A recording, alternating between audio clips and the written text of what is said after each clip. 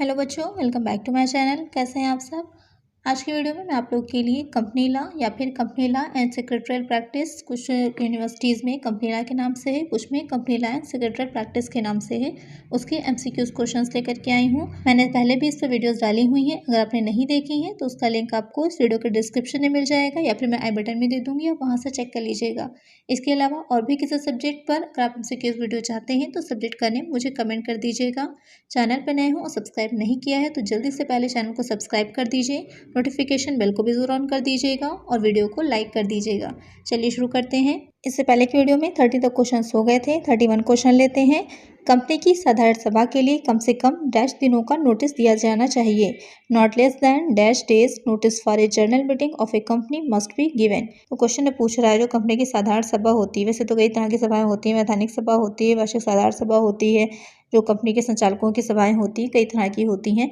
जो कंपनी की साधारण सभा होती है, जर्नल मीटिंग होती है, तो उसकी मीटिंग को बुलाने के लिए कम से कम कितने दिन पूर्व नोटिस दिया जाएगा।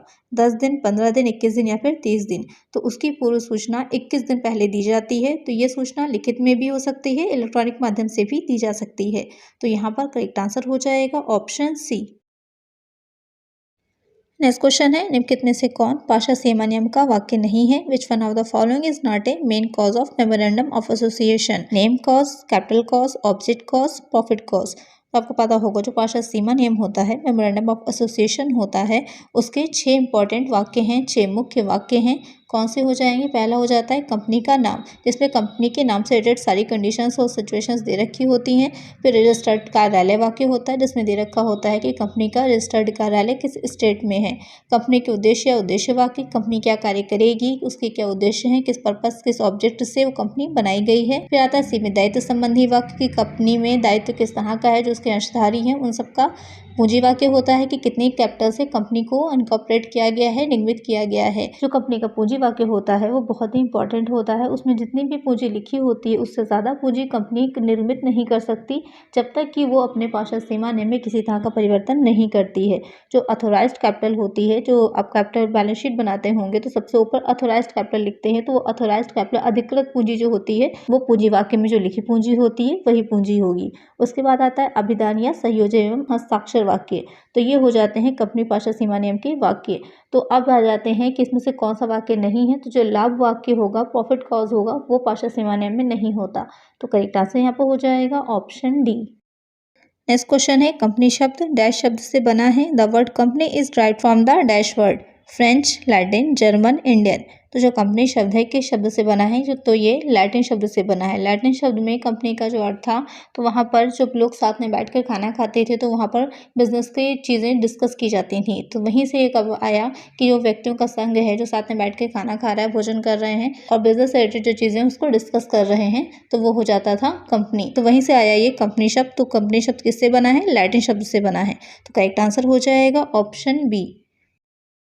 नेक्स्ट क्वेश्चन है, निम्नलिखित में से कौन सी कंपनी की विशेषताएं हैं। Which of the following are the characteristics of a company. Corporate personality, limited liability, perpetual succession, all of the above.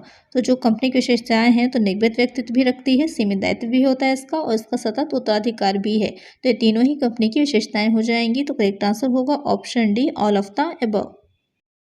Next question है, खातों, समापन, अंशोपयाचना, हरण आदि से संबंधित प्रावधान डैश में निहित हैं।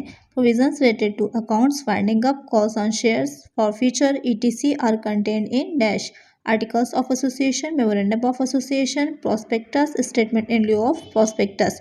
तो क्वेश्चन में पूछ रहा है कि जो खाते हम बना रहे हैं या जो कंपनी का समापन होगा तो किस तरह से होगा, उसमें क्या क्या चीज़ें होंगी। अंशों पर जो याचना की जाती है इसे कॉल्स एंड एरियर्स बोला जाता है। हरण होगा, फॉरफीचर होता है। तो उससे संबंधित जो भी प्रावधान होते हैं, जो भी प्रोविजंस होते हैं, तो वो किस में दिखाए जाते हैं, या उसके संबंधित जो रूल्स हैं, रेगुलेशंस हैं, वो किस में दिखाए जाते हैं। पाशा सीमा नियम में, पार्षद अंतर नियम में, प्राविवरण में, या फिर स्थानापन्न प्राविवरण में। तो वो हो जाते हैं पार्षद अंतर नियम में। अभी पहले के क्वेश्चन में हमने देख लिया कि जो पार्षद सीमा नियम होता है उसमें कुछ वाक्य आते हैं। उन वाक्यों में 6 वाक्य थे जो मैंने आपको डिटेल में बताए थे, तो उसमें कौन कौन सी चीज़ें आती हैं वो भी बताई थी।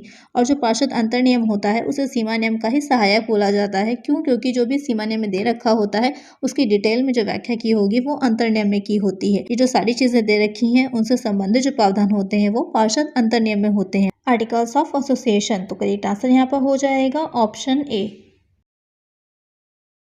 नेक्स्ट क्वेश्चन है सरकारी कंपनी धारा डैश के अंतर्गत आती है। Government company comes under section dash 2 subsection 46, 2 subsection 44, 2 subsection 43, 2 subsection 45। तो आपसे पूछ रहा है जो गवर्नमेंट कंपनी जो होती हैं वो किस सेक्शन में आती हैं, तो आ जाती हैं 2 सबसेक्शन 45 में।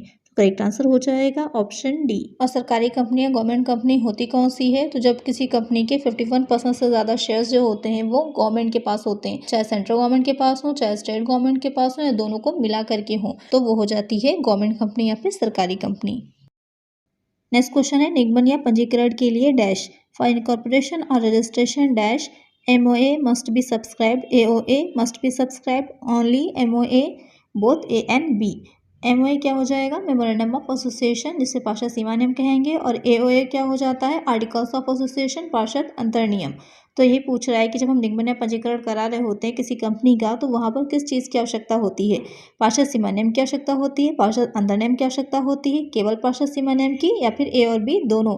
तो निगमन या पंजीकरण के लिए पार्षद सीमा नियम और पार्षद अंतर नियम दोनों की ही आवश्यकता होती है। तो यहाँ पर जो करेक्ट आंसर होगा वो हो जाएगा option D both A and B।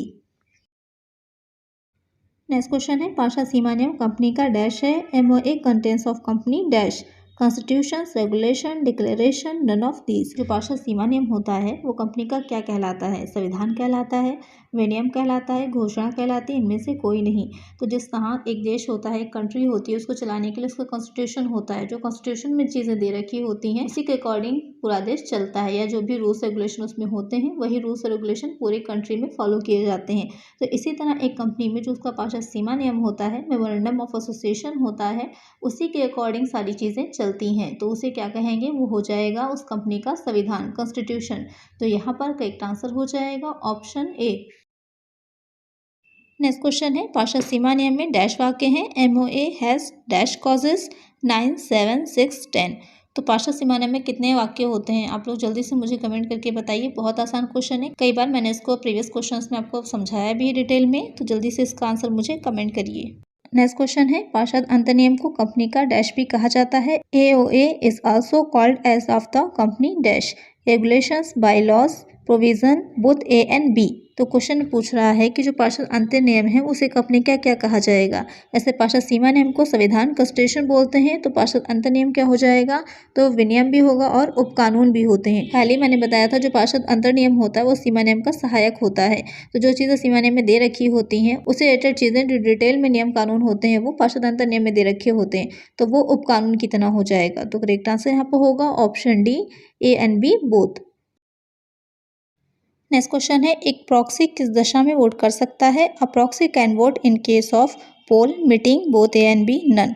तो जो प्रॉक्सी होता है, प्रॉक्सी कौन होगा, जो भी सदस्य होता है अगर कंपनी की सभा में स्वयं उपस्थित नहीं हो पा रहा है तो अपनी जगह पर किसी दूसरे व्यक्ति को भेजता है, तो जिस व्यक्ति को भेजता है वो व्यक्ति उस व्यक्ति का, उस सदस्य का प्रॉक्सी कहलाता है। तो क्वेश्चन में जो पूछ रहा है कि किस दशा में वोट कर सकता है, मतगणना में, सभा में, A और B दोनों, इनमें से कोई नहीं। जो प्रॉक्सी होता है वो केवल पोल या फिर मतगणना की दिशा में ही वोट दे सकता है। मतगणना क्या होती है, थोड़ी सी अलग हो जाएगा बाकी विधियों से इसकी। इसमें होता है कि एक अंश के लिए एक मत होता है, एक सदस्य के पास जितने अंश होंगे वो उतने ही वोट दे सकता है, और जो सदस्य व्यक्तिगत रूप से उपस्थित नहीं होगा तो उसकी जगह पर जो उसका प्रॉक्सी होता है वो उसमें मत दे सकता है। तो प्रॉक्सी केवल मतगणना या फिर पोल की दिशा में ही मत दे पाएगा। तो यहाँ पर करेक्ट आंसर हो जाएगा ऑप्शन ए। नेक्स्ट क्वेश्चन है पंजीकरण के लिए डैश दिनों के अंतर्गत रजिस्ट्रार के पास एक विशेष प्रस्ताव किया जाना चाहिए। A special resolution must be filled with the registrar for registration with in dash days 10, 15, 21, 30। तो क्वेश्चन पूछ रहा है जो पंजीकरण कराया जाएगा, रजिस्ट्रेशन कराया जाएगा, तो रजिस्ट्रार के पास जो विशेष प्रस्ताव होगा वो कितने दिनों के भीतर भेज दिया जाता है, तो वो 30 दिनों के भीतर भेज देना अनिवार्य होता है। तो यहाँ पर करेक्ट आंसर हो जाएगा ऑप्शन डी।